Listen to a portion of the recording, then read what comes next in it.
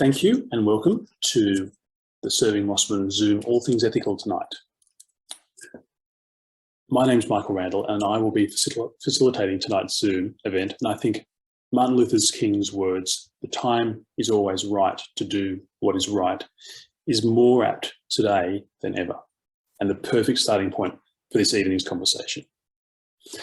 Cris Parker is our very special guest speaker, who will first outline her work and then in conversation with our mayoral candidate and Mosman's current Mayor, Carolyn Corrigan. I start this evening's Zoom by acknowledging the Borragagal and Camaragal people as the traditional custodians of this land and pay our respects to elders past and present and to those of the future, and acknowledge their spiritual connection to country.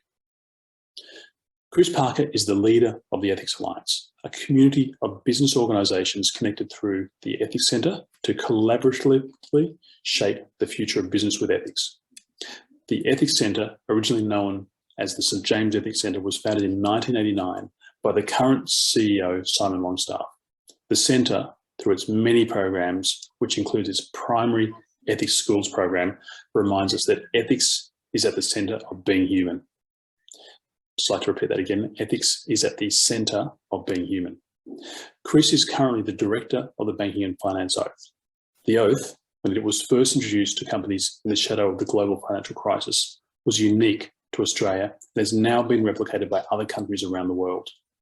I really want to talk to you guys. I'm just going to talk for like 10 more minutes or 15 minutes, but please get into the chat. If you hear anything that sounds kind of interesting and you want to expand on it, please do.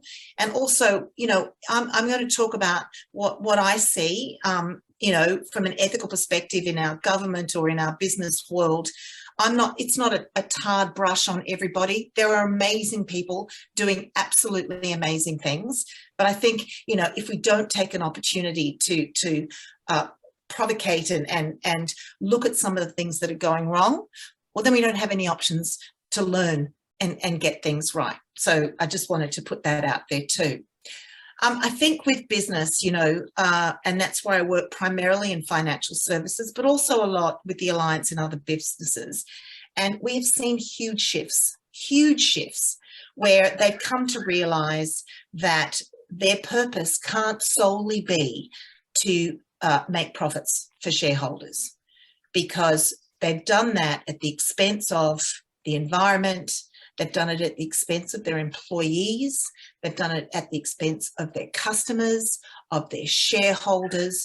And it's the Royal Commission. It's that incredibly strong drive of ESG, which is environmental social governance, which is sort of their corporate responsibility. It's a way to measure businesses' corporate responsibility. And these are the kinds of things that communities and shareholders are absolutely demanding be prioritised by business. So they're being forced to change in one way, but there are also many wonderful leaders that are leading in that direction as well. And there is a very strong business case, very, very strong, that if they get it right, they are rewarded, not only financially, but they're rewarded by retaining good staff. They're rewarded by being able to attract great people. They're rewarded by a fabulous reputation, which is, you know, serves everyone. So I really see that in business. Not everyone, mind you, not everyone, but businesses is definitely doing it.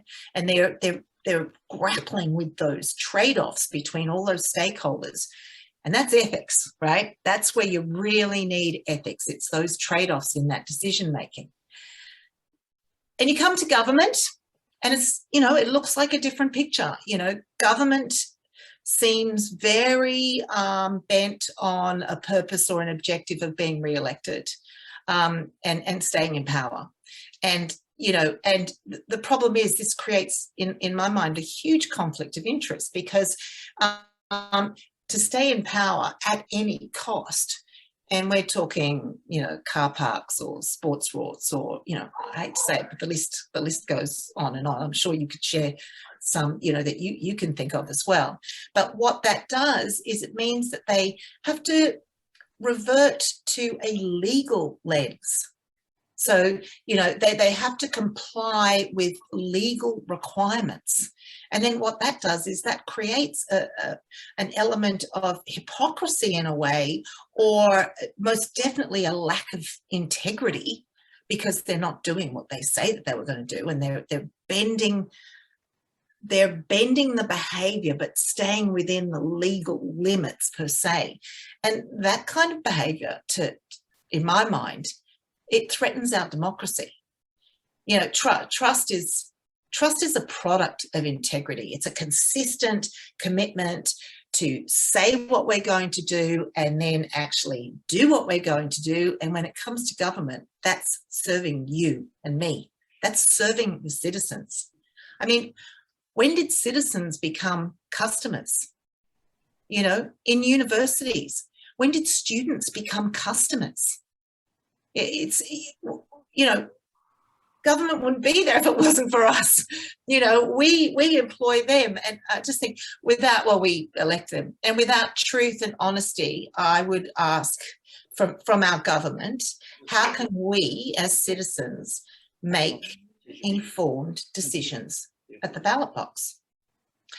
Anyway, that's a little something. Now I want to go into something else really quickly. Oh no, okay, I've got like 5 minutes.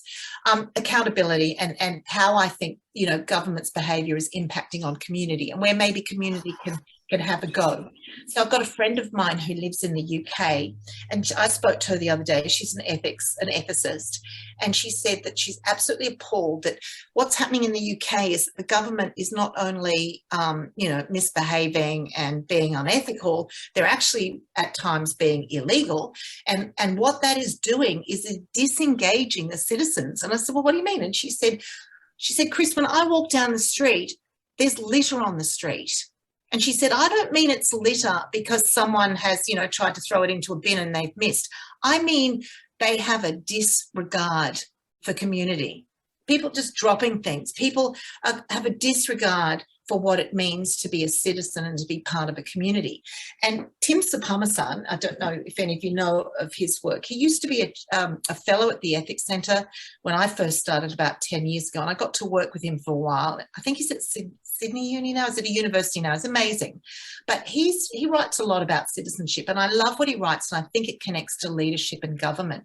So he said, you know, being a citizen is more than just having a passport. You know, being a citizen actually requires something of us, as does ethics. It requires us to act, you know, and so does citizenship. So he said one thing first is to have a political intelligence.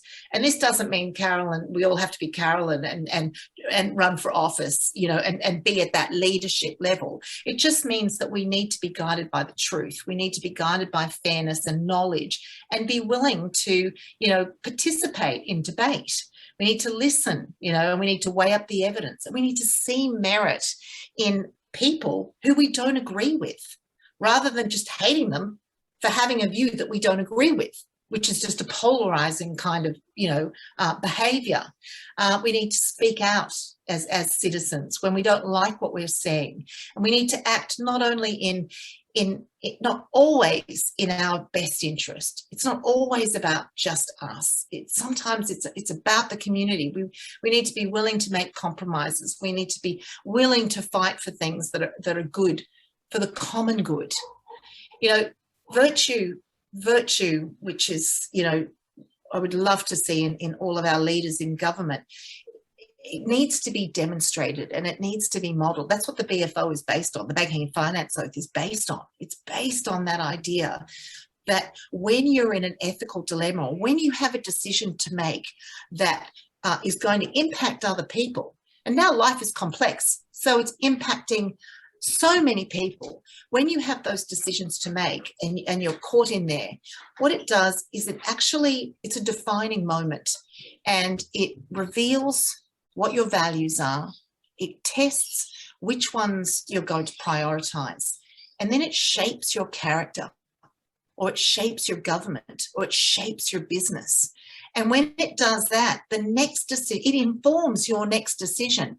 And when you make that choice and you make it really with self-reflection and considered argument, you're then demonstrating to people around you, you know, ethical behaviour, and that becomes a virtuous cycle. And I think our government's just become defined by ethical breaches and misconduct and indifference to standards. I mean, I don't see a politician apologise very often. I don't see a politician just acknowledge wrongdoing or admit that they've made a mistake and want to learn and get better for it. You know, there's systemic issues, there's no doubt. You know, the fact that false and misleading falsehoods are allowed in a federal context through election time is crazy. So, you know, a politician can be banned by Facebook, but they can continue to spread that message to the citizens, you know, of our society, and that's okay. You know, no limits on spending or donations from a federal perspective. So there's systemic things, I think, that definitely need to be adjusted. But you know, and if one chooses to be a politician, they need to recognise the burden and the responsibility they have to demand high standards of themselves. I mean, we have to believe, I think, that our politicians are working for our public interest. And if they don't, that they're going to be held accountable, just like you and I, just like we would all be held accountable. And I really believe that individuals as citizens, that, you know, Tim talks about that idea of citizenship and contributing to our society is something that's so powerful. I see it in my work through the Ethics Centre, and yeah, I just inspire, you know, you as a community to enjoy your citizenship, I suppose. That's sort of where I'm going to stop, because I think I've gone over. And that was perfectly on target, on time, Cris. So I think you're going to go into conversation now with Carolyn with the questions. Yeah, that you have. Yeah, that would be great. Take it away. And again, please, you know, I'm sure there's some questions, but I am curious, and thank you for having me, Carolyn. Thanks even for jumping into this conversation. Absolutely, my pleasure, Cris. Wonderful to hear that. Thank you.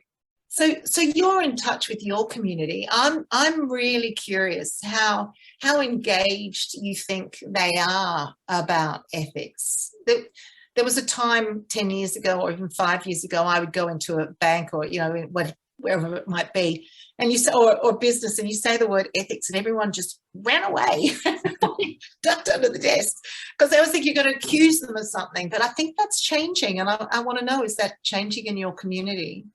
Look, I think that at the local level, when we talk, you were talking so much about the political process.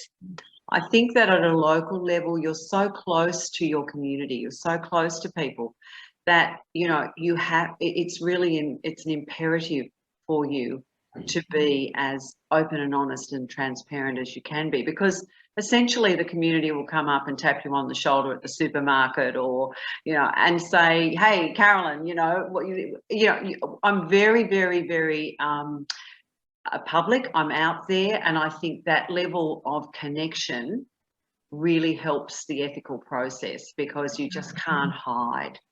And I think the further up the chain you go, the more people hide behind a system, and I think they lose the focus on, as exactly as you said, who they're actually representing, that they are representing the people who vote for them and not representing themselves. I think it is really interesting.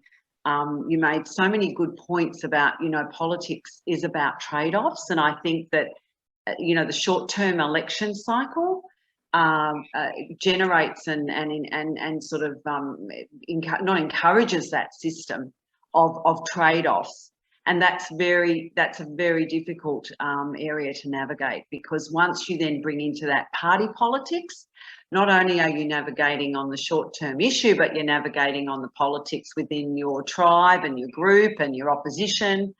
So I suppose, you know, if I can put my hat on and say, I think too, one of the big benefits that I have and we have as being independent is that you are much less affected by all that other white noise around you.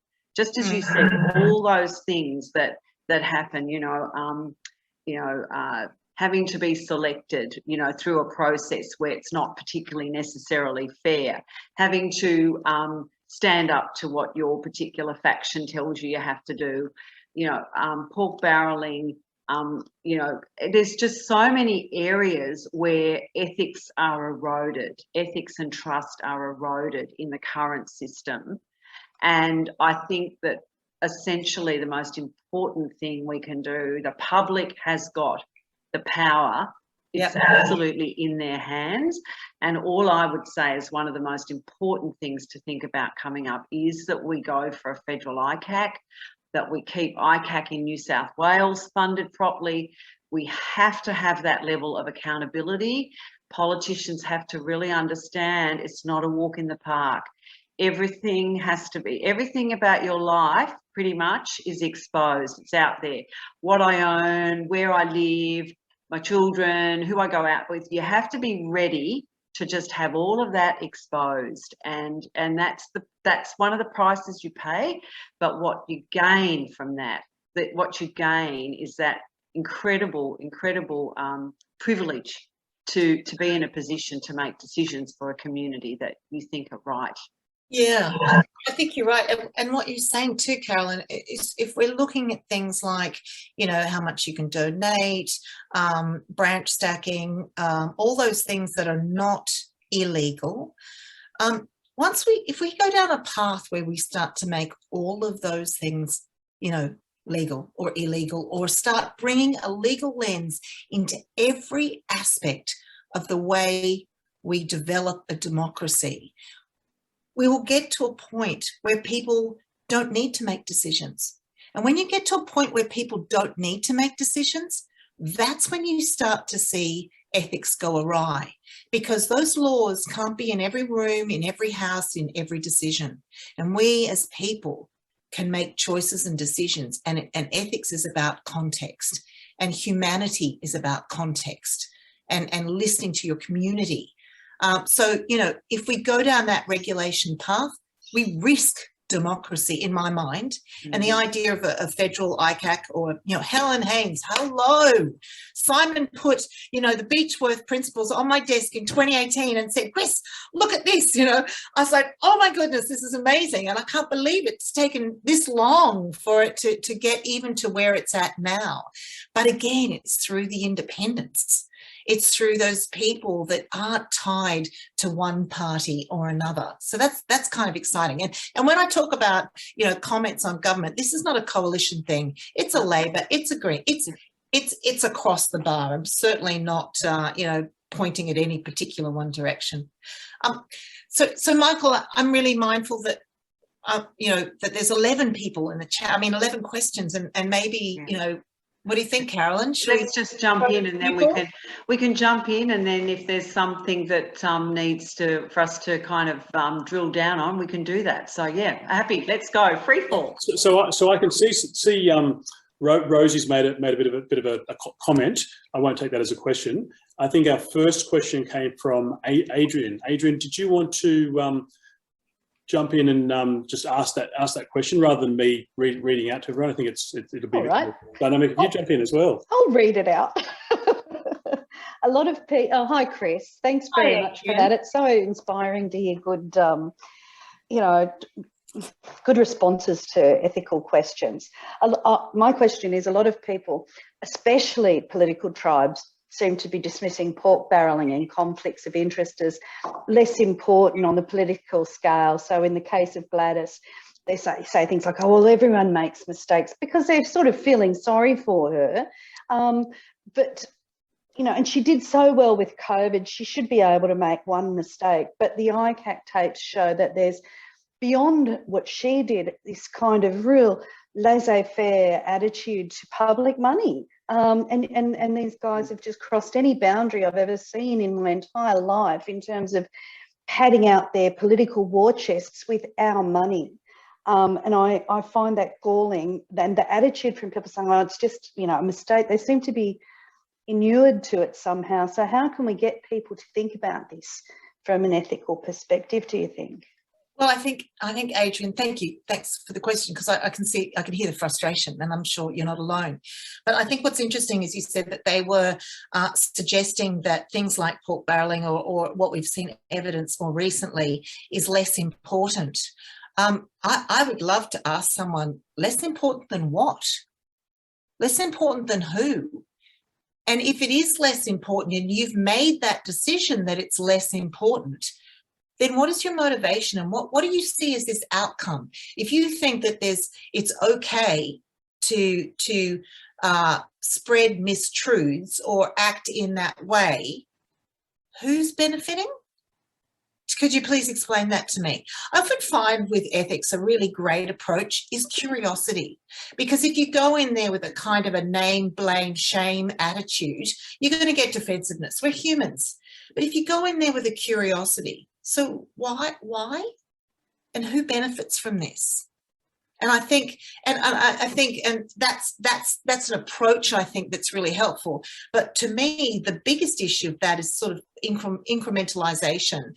And Dan Ariely, for those of you who have never heard of Dan Ariely, Ariely, have a look at his stuff on. I think he had a film on Netflix actually called Distrust, but he's got stacks of stuff on YouTube, him and Jonathan Haidt, but Dan particularly, and they talk and do these experiments about incremental behaviour. So yes, it's fine to turn around and go, well, you know, it's less important in this case because, okay. So you're saying that now. So whatever guidelines or principles you use, are you going to use those same principles next time, or are you going to adjust them because it's okay? So you've done it once, so you can just do it again and do it again. Dan was very interested in the banking finance, so I had a great privilege of spending quite a bit of time talking with him. So he's watch his stuff. It's really interesting. So incremental behaviour is something I think we've got to be really careful of. Yeah.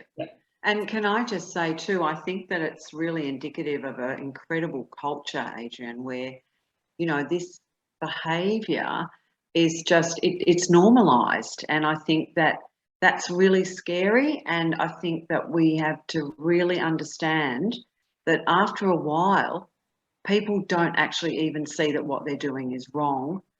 And that is very scary. So I think we have to pull it right back. And the only way I do think you do that is to have these really, you know, something like an ICAC that keeps people so accountable. And it's we must never ever. And we're talking about the royal commissions they've had. You know, the number of royal commissions that have exposed behaviour, institutionalised behaviour that you just are gobsmacked at. That somehow or other it's just kept creeping along, and no one has had that ethical compunction or moral ability to stop it. And it needs to be stopped in politics. They need to, you know, take time out, and there needs to be a whole new kind of ethical framework, which something like a federal ICAC would do. But if I just jump in there really quickly, I think that's super interesting, Carolyn. There absolutely needs to be more accountability, and there absolutely needs to be an ICAC, like a federal ICAC, for that to happen. So we don't need regulation. I agree completely with that. But what we need even more so prior to that is we need a code of ethics. We need principles by which our government can govern, and we can then hold them to account. That's why Helen Haynes's work is so interesting. She's got these principles about, I'm not going to read it out because that will take too much time, but fair hearings, accountability. So she's got principles behind the way an actual ICAC would work, right? Yeah. The government, we need to understand where their boundaries are. Yeah. How did you make this decision? What are the values that underpin this decision? What are the principles you used to make these decisions? Because I think I was just going to say, a lot of the time I think it's sort of not even voiced. You know, you become a leader and you put your hand on a Bible and say, you know, I will be honest and all those. But it's very nebulous. It's kind of, there's an assumption, which is just what you're saying. There's an assumption that people understand what's expected of them. Does that make sense to everyone? Yeah. And I think it's very difficult because it's just a whole very complex world now, and maybe in days past when people had sort of a religious kind of structure around their life and they thought that's what was good, but that's all gone, you know, that's been so eroded that I think it's exactly, I must look into, I mean, I think Helen Haynes is just doing exceptional work. I don't know the beach work, but I will look into it, because I think what you're saying is we have to go right back to tin tacks and start saying, this is what's expected of you. You know, you've been elected. Now we want you to know what's expected of you. Whereas I think a lot of it was not even spoken about. It was just, you've been elected and off you go. And, you know. Well, Helen's principles are more around, you know, the accountability regime. Yep. But it is as an example of a kind of framework that I think would be really beneficial. So, you know, and you have to remember too, we've enabled, you know, and we've created this, you know, this community and this politics. So we have the ability to change that. And I was speaking at an Ethics Alliance gathering the other day, and a senior person from a mining company who's trying very hard to do the right thing said it is absolutely exhausting keeping up with community expectations, because they keep changing and growing, and it's like a tsunami, and it's wonderful because it's a community wanting a better community. But if we don't have a pretty good framework and boundaries around how we're going to approach that, they're conflicted, some of the community's wants. So do we do that thing or do we do that thing? If we do that thing, that might affect that thing. Like, there's got to be an understanding and a process. And it feels to me sometimes where sometimes we do that and sometimes we do that and sometimes we do that. Oops, that didn't work. Oh, we'll do that. You know, I mean, I'm being a bit flippant, mind you, but it does diminish the trust in our government, I think, or any government or policy. Well, I think what you're saying is, if there isn't that framework established, you know, we don't have the parameters. And I think that's what we've probably been seeing over the last, you know, when we see the behaviour of some politicians and we just go, I don't know where their framework is. I don't know what moral compass they're using, because it doesn't make sense to me. But and it's possibly because, as you said, it's just not been zeroed in, and we haven't identified. Everyone has just assumed people understand what being accountable or representing their community means, and obviously for a lot of people they don't, and particularly when you put overlay that with the politics of what's happening. Yeah, sure. That then makes it very much more complicated. Well, it's got to be more than the law. Yeah. Is there maybe another question, Michael? And just extending on from that as well, Leola, I'll add this in for you, Leola. Leola said, how to respond to, but it's not systemic corruption, re Gladys, or it is not fair on her when people get away with worse, looking to federal government sports frauds.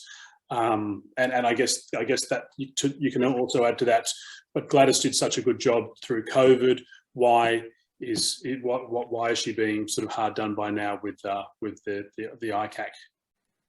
Look, all I'd just say, I don't think this is about, we're not bagging out any particular politician, but it's really important to understand that the first thing you ever do, your first thing you sit down and do is you understand, you are given lectures, you are made to understand conflict of interest. And it's just, I think this is, you know, whatever you think, this is an issue about a conflict of interest, and I think that it's very important that people understand that politicians have to identify when they have a conflict.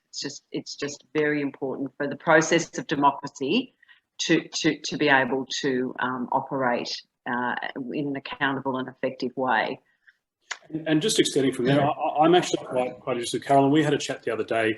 You said when you get onto council, you go through a process, a training process of ethics, or going through what's right and wrong, and how to do the right thing. And I guess that's some sort of framework to work on as a councillor. We also mentioned or questioned, is that applicable, or do they have that in state and federal as well? And would that be a process? I haven't heard whether it's in state. I thought it was in federal, but then it was taken away. But maybe that's something to comment on. Yeah, no, well, I can't answer what, I mean, I think that you obviously need to have, you really need to understand the regular, well, just how you've got to function to be able to be as truthful and as productive as a politician that you can be. But I can't comment on what they do at state and federal level. But certainly, I can only say that we have very strong caveats around our behaviour, and I think that that's absolutely the community. The community absolutely should expect that from us, and if they don't, they need to, absolutely understand that they've got the power to ensure that people that they believe who've got the right interests, who've got their interests at heart, are representing them. So the power goes back to the people. But yeah, I can't comment on what they do in federal and state government. One could maybe assume that we could all probably do more. But and I think that's what Helen Haynes is talking about, bringing in some really strong guidelines and parameters for behaviour. Sorry, Ursula's just added onto that. In meetings of boards of directors, one of the first agenda items is, does anyone have a conflict of interest in any matter we are discussing? Yep. Corporate law appears to impose a higher standard on directors than applies to politicians. Thanks, Ursula. I mean, we are always asked at the beginning of every meeting if we have a conflict. So I think it's just about people being honest, really. I think the standard is there. It's just that you have to rely on people. It's then their response to that question. Carolyn, I work quite a lot with financial advisors, and they've just over the last couple of years, because of the Royal Commission going through a process of becoming a profession, they have the privilege of being a profession. And so part of that profession is having this sort of, ethics code and standards they need to upkeep. And of course, conflict of interest is a huge one. And often the advisors that were attached to financial institutions were incentivized to sell products from their financial institution. And so, this is before they were professional per se. And so they've grown up on a culture of, money, purpose, money over people, basically. They've grown up with that culture. Now they've had to change it. And it's really interesting to listen to advisors try to navigate the conflict of interest. It's to them one of the hardest standards to keep. And it's not all that selling of products is gone. Like from the Royal Commission recommendation, that's all gone. So that's not an issue. But it's just the messiness of being human. So around wills or around, estates and different, modern families and different things. And so conflict of interest, yes, I gazillion % agree with you that, and Ursula, it should be the first question, but it's not always easy. And I do think that training is needed. I think that government would serve well to have ethics training, like you said, that really goes through several scenarios. But the only way that you can actually come up with an answer, you got to invite ethics. You have to invite ethics into it. You have to invite looking at the facts, test the assumptions, what are the rules, codes, legislation, but also what are the values and what are the principles? And, it's a big picture. Anyway, and that you can learn it, but it takes training. It does. Cris, I was just going to say, it sounds like the Ethics Centre has a role. I think it'd be really good to bring in a course. I know you've got ethics for primary school students. Maybe we need an ethics course for politicians. So we'll talk to Simon about that. That'd be fantastic. Well, he did. We did try an ethics pledge, just like the banking and finance oath, back in 2015. And I'm not going to go into it because it evidenced very different views from different political parties, and I don't want to do that in this meeting today. But it didn't take off, but I think it should come back. Yes, that's right. And especially if you have a federal ICAC that helps hold people responsible for it. I'll speak to Simon. Good. I'll say the Mosman community thinks yes. Yeah, no. And in fact, Peter Island just asked or commented what expectations are in the oath that LGA councillors take compared to the banking and finance oath, or even the 6-point code recommended by Commissioner Kenneth Hayne. That's probably a nice little discussion point for both of you. Yep. No. I'll take that on note. I think that's a really good point.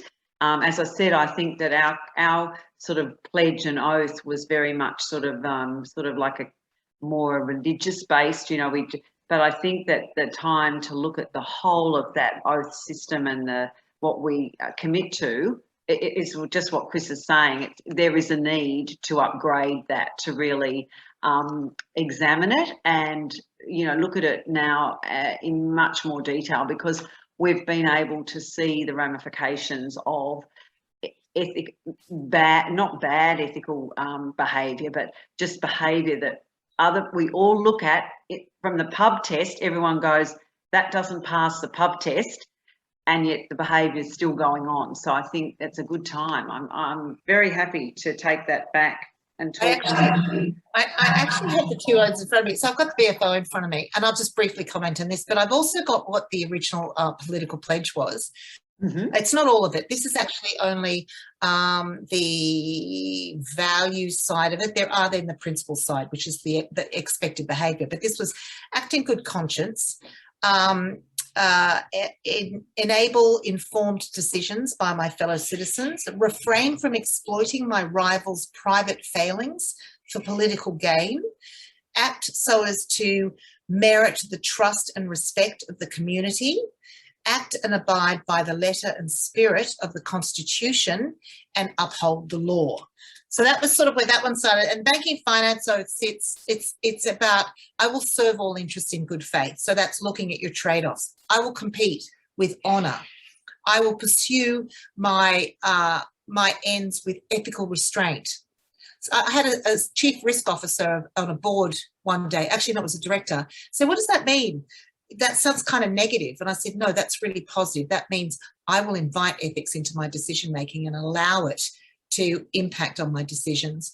I'll help create a sustainable future. That doesn't necessarily mean from a climate change perspective, although it very much does in a sense, but what it means is a long-term future, a sustainable future. So it's not all sort of short-term responses and decisions. I will speak out against wrongdoing, and I will support others who do the same. I will accept responsibility for my actions. In these and all other matters, my word is my bond. So that is, you know, you might go, you know, every single letter in there means something to you, or you might look at this as an artifact and say, you know what, and you can put it on your email and you say, you know what, I'm going to do the best I can. And you know what, we're human, we're all going to make 1,000 mistakes, but we're going to be accountable for them, fix them, and make it better. But isn't that interesting, Cris, that you didn't get the political oath up? I didn't actually realise there was a... It became political. Yeah. They've used it for political means instead of all coming together and saying, this is an opportunity as a government for us to show the citizens that we have their interest in mind. You know, instead of using that as an incredible opportunity, it became, you know, slinging at each other and, you know. But now communities' expectations are different than they were in 2015. And as citizens, if you got behind something like that, or I'm not saying that, this isn't a plug for that, but it's just an idea, but got behind, or whether it's, you know, the federal ICAC or whatever that is, and said, no, we demand that. This is our government. Yeah. And we as citizens demand that accountability, because you guys have and girls have lost trust, and you have to earn that back. You know, we won't don't slam them with a gazillion laws, but at least slam them with a system where, like I said, maybe they're not educated, you know, I don't mean educated, but maybe they're not aware of things and boundaries. So make them, design them. Thank you. No, that's a great. I've just seen a couple of messages pop up too saying aspirational. Yes, no. Very happy to take that back and consider it. I think it's a wonderful idea, and I don't think it matters whether other councils or other state governments do it. We just do what's right for, you know, you just do what you think's right for your community, and that's all that's important, really. So thanks for that. I will take that on board, Cris. Yeah, Mosman could be a leader, says Adrian. There you go. Absolutely. Yep. Fantastic idea. Lovely. Excellent.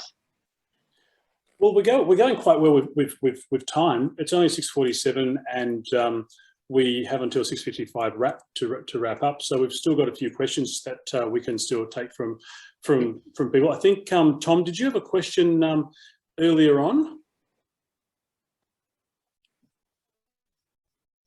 Otherwise, I can just go straight down to Peter Island has a comment. Kenneth Hayne heroically redeemed the Socratic view on ethics and with appropriate timing after the Royal Commission. However, as we speak, there are approximately 6 councils currently in administration due to lapses in ethics. Yeah. Without naming any names. Yeah. And that's the thing with the Royal Commission. I know that Christian Porter, when he was talking about the federal ICAC, their version of it, and he said, well, it's got the teeth and the power of a Royal Commission. And I just wanted to go, the Royal Commission doesn't have any power. It's the community that gave the power to the Royal Commission into financial services. It's the community that demanded that those things happen. You know, so when he said, you know, it has that power, I thought, well, you're not saying anything fabulous there, because there's not a lot of power in the Royal Commission. It's not made law. And you know, you couldn't even, they wouldn't allow anyone to even call in. A whistleblower couldn't call in. Like, all the way they framed the original version of what they saw as a federal ICAC means that, you know, some of the people that we've seen, you know, persecuted at this stage never would have been, because like Eddie O'Beeve, that came from a whistleblower, someone calling in and saying they'd seen something. You know, that they don't allow for that. There's not going to be any public transparency around the process. You know, I thought the original version of the federal ICAP was lacking. There is Tom now with a question. Oh, Yes, right, good. Okay, so now I've got through. So can you hear me? Good. Yes. All right. Yes. So I just want to talk about conflicts of interest. So at the moment, from where I sit, they really seem to be kind of enmeshed in government, and I just got 3 examples. So the state government manages land development, and you know, encourages a lot of property development, and they get most of their tax from property transactions. The state government gets massive money from gambling. New South Wales has got the highest rate of kind of gambling in the world, I think it is. And then there's private certifiers who are basically employed by the developer to actually kind of certify the development's DA. So it just seems as though conflicts are sort of built into government, and sort of how do we kind of go around managing this? And let me just also add the way that because the state government doesn't see the conflicts that it has, but it does see the conflicts that local government has, and the way that they've dealt with these is by basically forcing local government to change. So, for example, we've got an independent planning panel, and councillors are removed. They're now removed from all aspects, pretty much, of decisions on DAs, you know, development approvals. So the state government can clearly see conflicts in other areas of government, but just doesn't seem to be able to see its own conflict. So, Tom, that's super interesting, because to me, and I'm not, you know, there's only one area there that I can personally comment in, which is the gambling, which I think is interesting, only because I've experienced conversations in that area. But this is a place where business is coming in, and I think business is stepping up. So, you know, they're recognising, you know, the issues around gambling and the consequences of not dealing potentially with those conflicts of interest, and doing things like putting caps on the amount of money that can be spent on credit cards. You know, there's a number of things that the banks themselves are doing to address the issues. Now, it's not addressing the cause per se, but it is making some effort to address the issues. And so I do see that happening more and more from business, and the power of business to do that. And you know, it's a shame that business, I think, feels they need to pick up where government's not serving the community well enough. I think that, Cris, what you're saying is a real indictment on government if they cannot actually be the ones that see the harm from gambling when it's a problem, and the money that they make from it. It's just so it's so intoxicating, that money. It's so easy to get, and yet the personal and the damage along the way, you know, I think we're all, I'd love to know what everyone else thinks, but I find the ads for, you know, all those Neds and all that, you know, gambling on television, it's almost like there's no television, it's just a gambling ad. Television is just one big gambling ad, you know, and I think that these kind of things... They're very effective. But it's so distressing because you think children are just sitting watching that. It's just so damaging. And yet this is the kind of thing you're talking about, Cris. It's business is now taking responsibility to think we've got to regulate this instead of government. And that's a real indictment on government. It's the same thing. It's the same thing with climate change. I mean, basically business is in many areas taking more of a leadership role than government, because government is basically, or certain parts of government seem to be in the pocket of coal miners, and it's business that's taking the initiative. Business has, if you like, a higher ethical standard than government.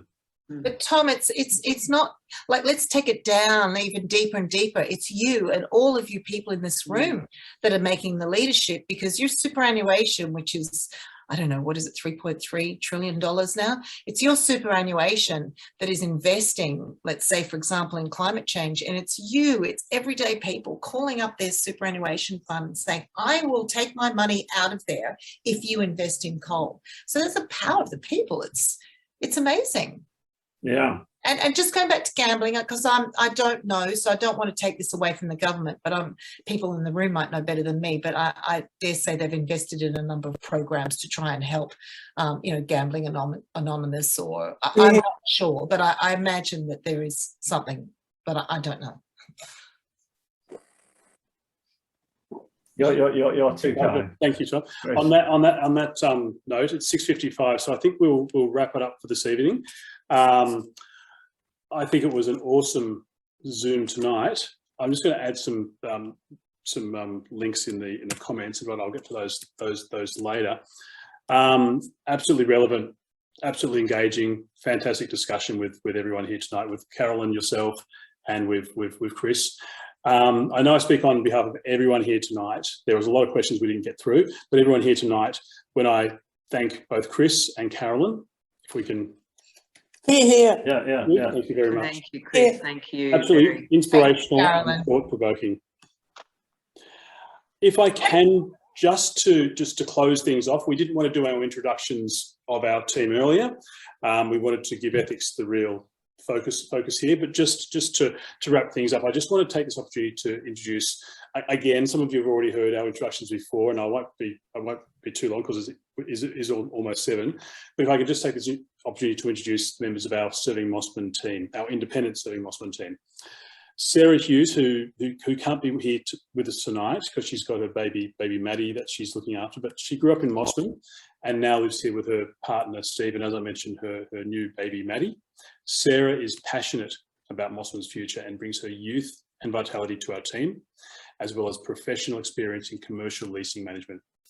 Tom Sherlock, who you just heard a while ago. Tom is our current councillor and a foundational leader of Council's climate action targets. Some of you might have seen him in action on the climate emergency night a few years ago. I know that's where I saw him, and that's where I was inspired to run for council myself. Tom is also a member of Council's active transport and risk management committees and a former deputy mayor. Pip Friedrich. Pip, who some of you might have seen, some of you might know already, is a member on Council's Access and Mobility Committee, having volunteered her services for the past 9 years. Pip is also a chartered accountant and a company director. Hi there, Pip.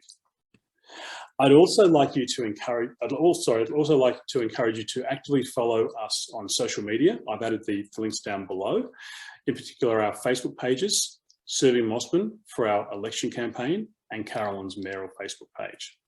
I'd also like to encourage you to share our posts with your friends and colleagues and sign up to our e-blasts. We will be having a few more of these Zoom meetings. Our next will be in a fortnight on the 15th of November, and I invite you to keep this date free for a very special guest.